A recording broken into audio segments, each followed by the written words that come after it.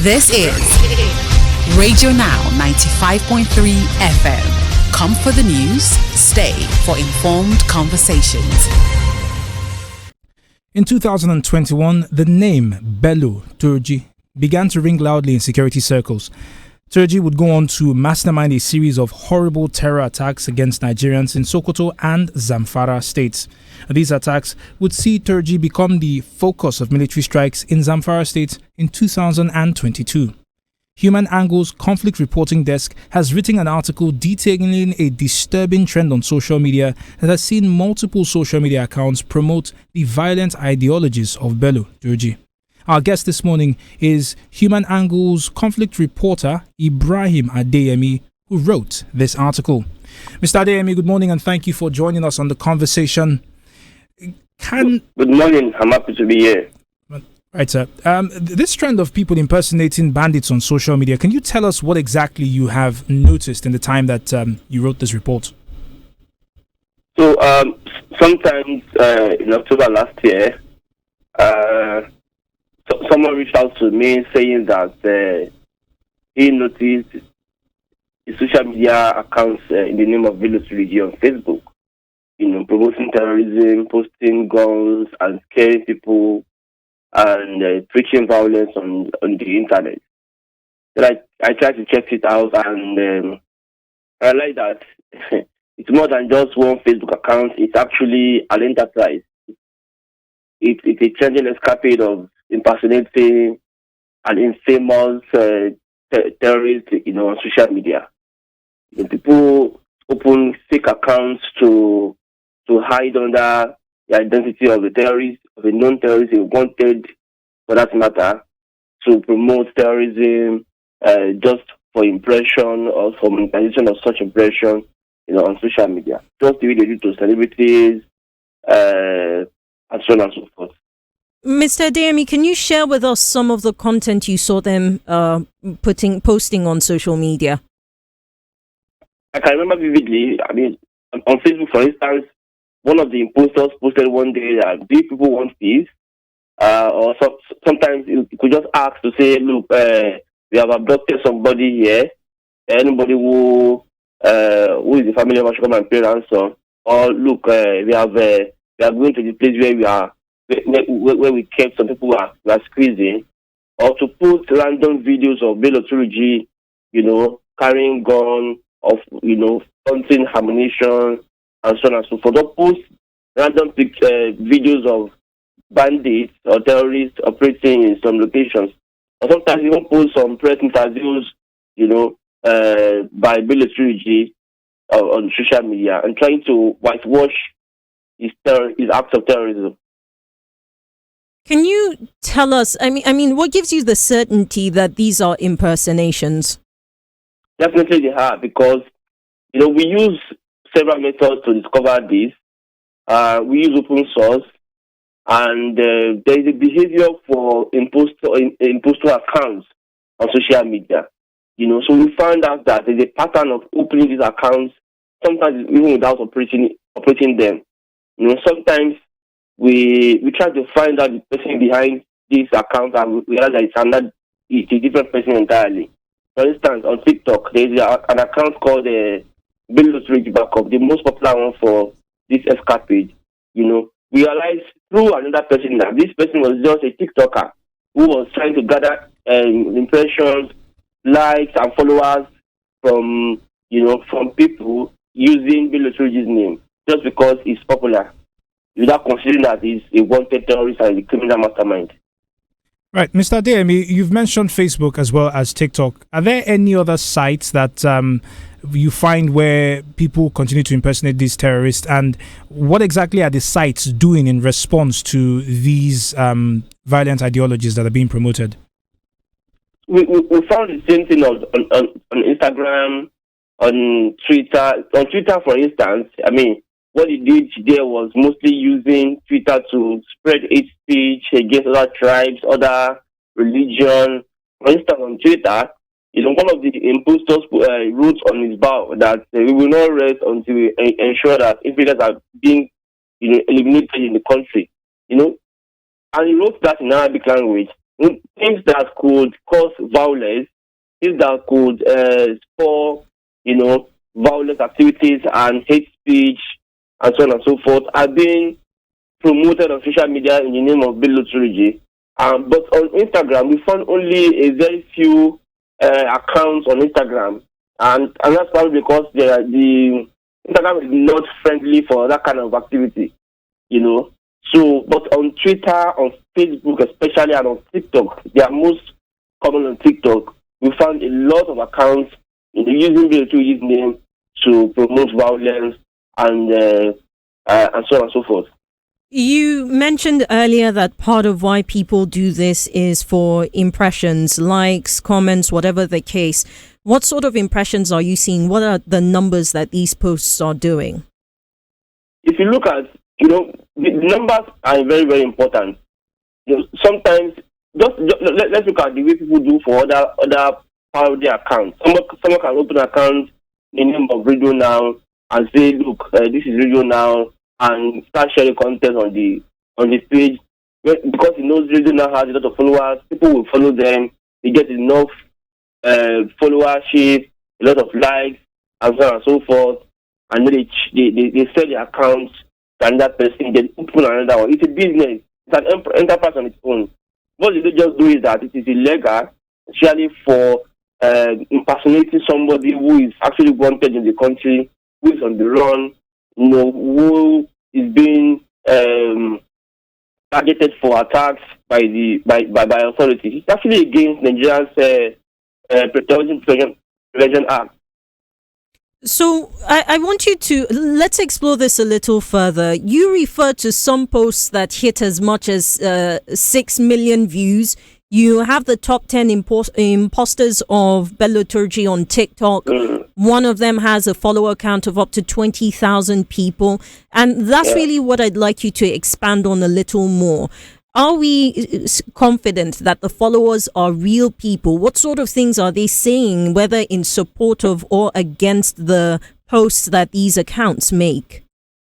So we've been monitoring this thing for more than 3 months now. What we did was that for months we monitored the conversations, especially from Bello Turji back up.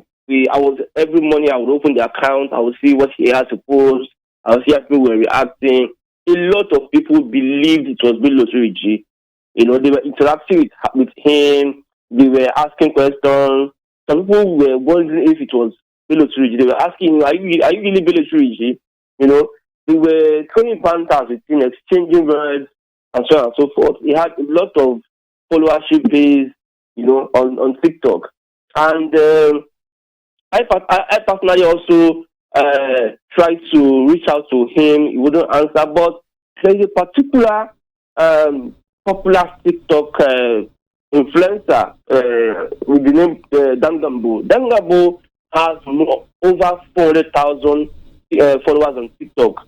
So I realized that many times we were interacting with one another. So there's a particular event that exposed that really this is an impostor account, and this is someone trying to just impersonate Bello Turji just to get followers. So, in the north, or sometimes even in the south, they do TikTok events. They could say Twitter Connect or TikTok Connect. So in the north, they were gathering, they were in a gathering with other TikTokers. And Dangambo refers to somebody as Bello Turji TikTok. And that guy came later to post it on his account to show that, look, which shows that Bello Turji could have been in such an event. So later when I contacted Dangambo, he confirmed knowing him, but he declined connecting me with the impostor. So it's actually like they didn't take it. They know they are doing the wrong thing, but because of the business side of it, they don't mind. Mr. Adeyemi, I apologize for interrupting you. Do you get the sense that the authorities in Nigeria are doing anything to stop these accounts? I don't even think they know. Oh, dear. I don't even think they know.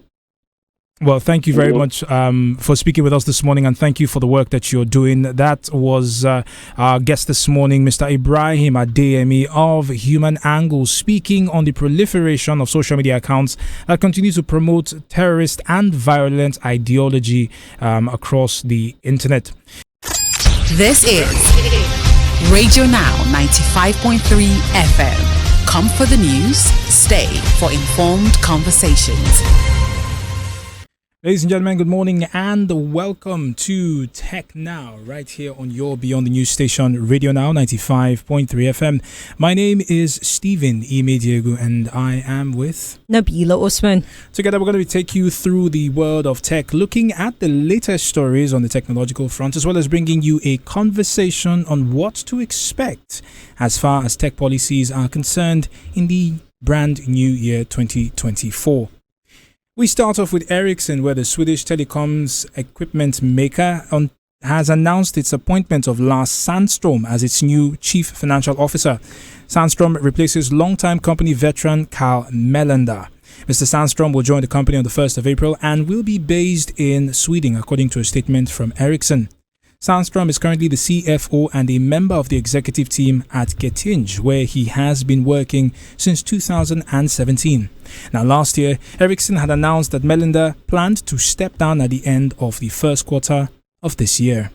And also in tech news, on Wall Street in the United States of America, law enforcement agencies are investigating a breach in security protocols at the U.S. Securities and Exchange Commission, SEC. The SEC was the victim of, quote, SIM swapping, a technique internet fraudsters used to seize control of telephone lines when its account on the social media platform X, formerly known as Twitter, was hacked earlier this month.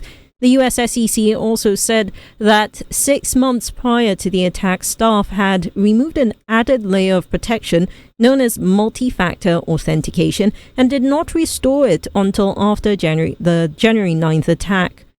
An unidentified person or persons gained access to the account and posted the false announcement that approval had already been granted for the exchange-traded products tracking Bitcoin. This announcement caused a momentary jump in the cryptocurrency's price. In a split vote, the commission granted approval the following day. Law enforcement agencies in the US are working to learn how the hackers prevailed on the SEC's mobile carrier to make the switch. Now, moving from that bit of news, we go to US tech giant Apple, who have paid a Russian fine of 1.2 billion rubles, that's about $13.65 million, imposed over the company's alleged abuse of its dominant market position concerning in-app payments. This is according to Russia's FAS antitrust agency. Now, Apple had previously disagreed with the FAS ruling that Apple's distribution of its apps through its own iOS operating software gave it its own products a competitive advantage, but the Federal Anti-Monopoly Service said that Apple had paid the fine on the 19th of January and that the funds had been transferred to Russia's federal budget. This is not the first time that Apple has gotten into hot water. In February of last year, the FAS said that Apple had paid a $12.1 million fine in another antitrust case that alleged Apple's abuse of its dominance in the mobile apps market. Russia has been at loggerheads with foreign technology companies for many years, particularly over what Moscow deemed unlawful content and a failure to store user data locally, in simmering disputes that have intensified after Russia dispatched troops to Ukraine in February of 2022. And still in tech news, the trend of layoffs in the video game industry in 2024 is continuing, with League of Legends maker Riot Games as the latest example.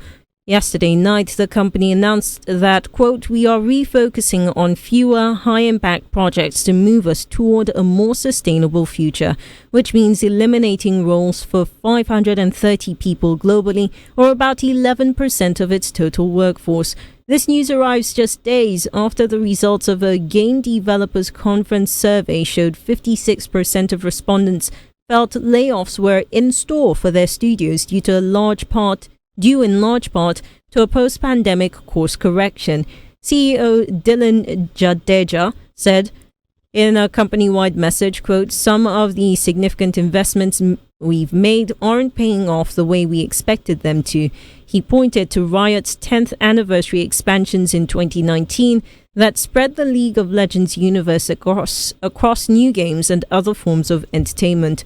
What Riot says it's prioritizing is the core live games it makes, like League of Legends, Valorant, Teamfight Tactics, and Wild Rift, as well as esports and events tied to those titles. Similarly, the still in development project L2D fighting game with League characters is said to be making great progress, and season 2 of its Arcane TV show for Netflix is on track to come out in November. And from these tech stories, we now turn to a conversation that we have promised. We're going to be speaking this morning on tech policies, particularly in the year 2024, as Nigeria starts to make waves in the world of technology and starts to build on some of its more positive steps from the previous year. We're going to be joined by a member of Tech Cabal in just a moment for this conversation. Do stay with us. This is Radio Now 95.3 FM. Come for the news, stay for informed conversations.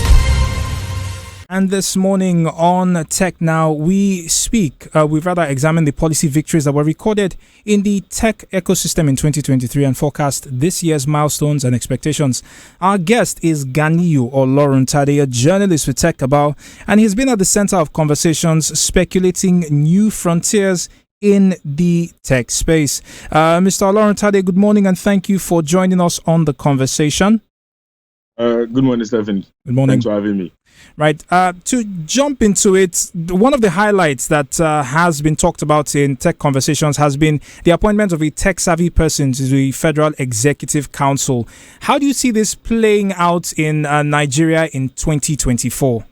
I think it's a major win, considering the fact that for the very first time, the ecosystem now has a seat at the table, and having someone, represent the interests of the ecosystem, in the federal cabinet is a major win. And if you also look at the profile of the person in question, how hard he has worked, for the growth of this ecosystem, how he has been, integral to, to the development of this ecosystem that we enjoy today. So it's a major win, and I think that many people are quite bullish on what the minister would do.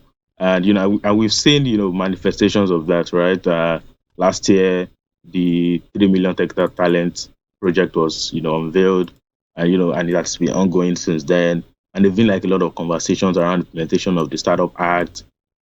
They've been quite a number of moves on the part of the minister that shows signs that, indeed we have our own person, at the table, and we're quite optimistic that it would, translate to something good for us in the long run. So, Mr. Oloruntade, I want to shift from the person to the policies, right? From last year, even early last year, you mentioned just now the startup bill, which has been signed into law. So we're talking about the Startup Act, right? And then this minister also launched the 3 million technical talent, the 3 MTT program. There's also the Startup Support and Engagement Portal, which you have also noted in your work. Just looking at these policies that were instituted last year, what does it mean for 2024?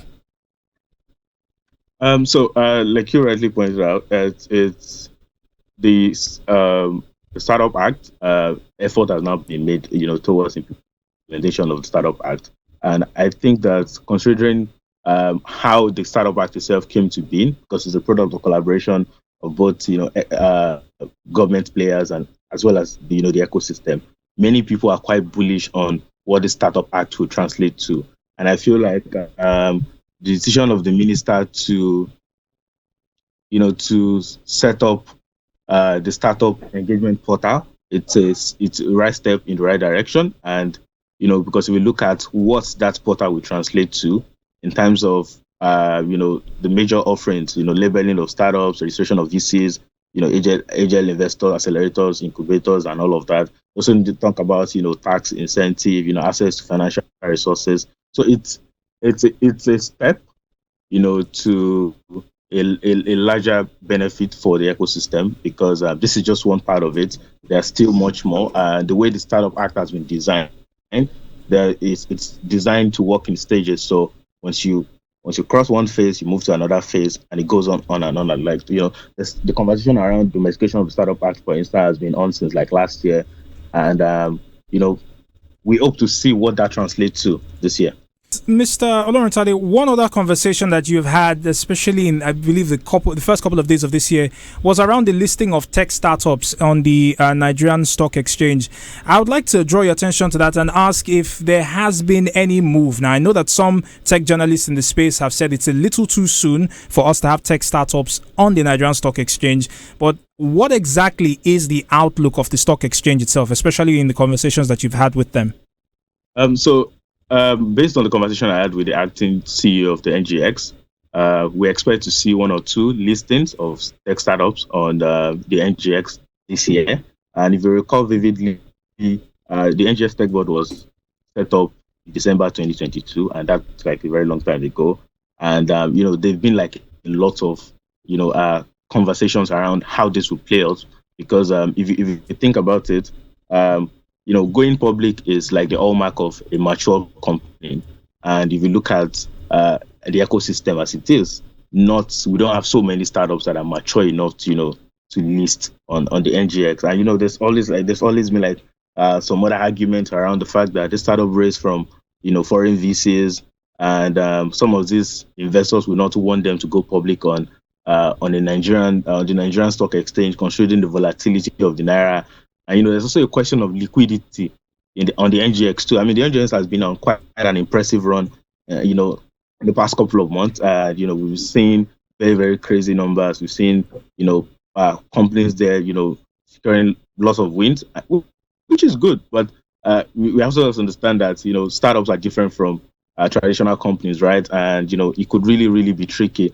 But the truth is, they've been on effort, and if I'm going to bank on what I know, there've been effort by some startups to actually list, though we can't exactly verify which startup in question. But again, like I said, the CEO of the NGX told me that we expect to see one or two listings this year, and I'm pretty sure that would be like the beginning of more startups actually getting to list on NGX. So if we see one or two listings this year as promised, we would expect that by next year we'll see more startups, more mature startups, considering the options of listing on NGX. Because if you look at it, the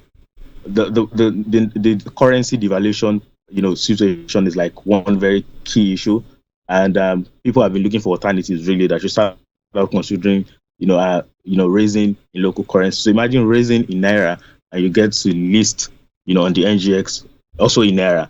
It saves you the trouble of converting to dollars and all of those things that usually happen. So a lot is still expected to happen. So early days, we can't exactly predict much.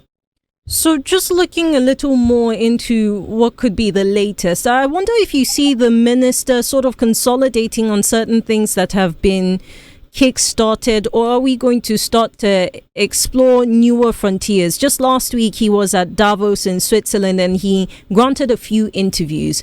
In one of them, where he was speaking to CNBC, which is a US-based media house, he talked about Africa as a continent, not just Nigeria. With the nature of tech, the borderlessness of it all, do you think that we're in a place to start collaborations with other African countries? I think collaboration is critical and a no-brainer, and it's very important that we begin to have these conversations on a continental level and not necessarily make it a Nigerian focused thing. And the reasons are not far-fetched.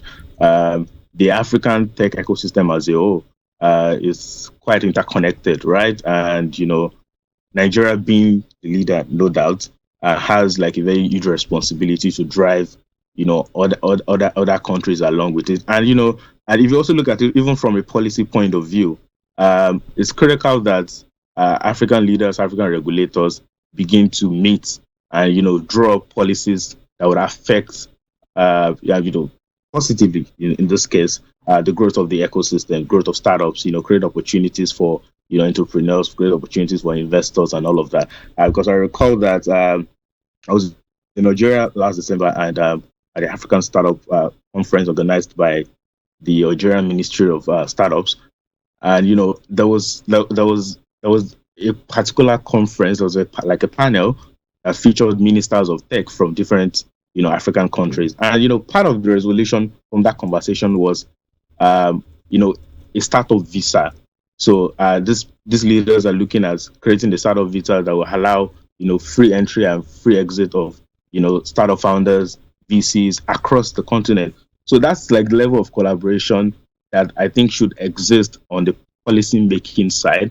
So it's critical that Nigeria as the leader of the African tech ecosystem recognize its position, and we see reasons why. Because the truth is, cannot exist in isolation, right? We even on the startup level, we see startups from Nigeria, acquiring startups, in, in other African countries, startups from Nigeria acquiring regulatory, license and all of that in some other markets. So expansion happens across board. So we look at how interconnected the African market is. I think it's critical that collaboration is key when it comes to policy making. Right. There's also this angle this year of the CBN lifting its ban on cryptocurrency transactions. Has there been a shift or in the volume or the interest of Nigerians in cryptocurrency? So I would say that the interest of Nigerians is not exactly connected to the regulatory landscape. If you look at the numbers, Nigerians have been quite interested in cryptocurrency, and even before we had the CBN ban of crypto transactions, they've been like a huge interest. And even despite the ban, really, lots of Nigerians are still bullish on crypto. So, so decision of the CBN to reverse back its ban, it's a good move. I think it offers some level of confidence, particularly for crypto startups that are focused on the market.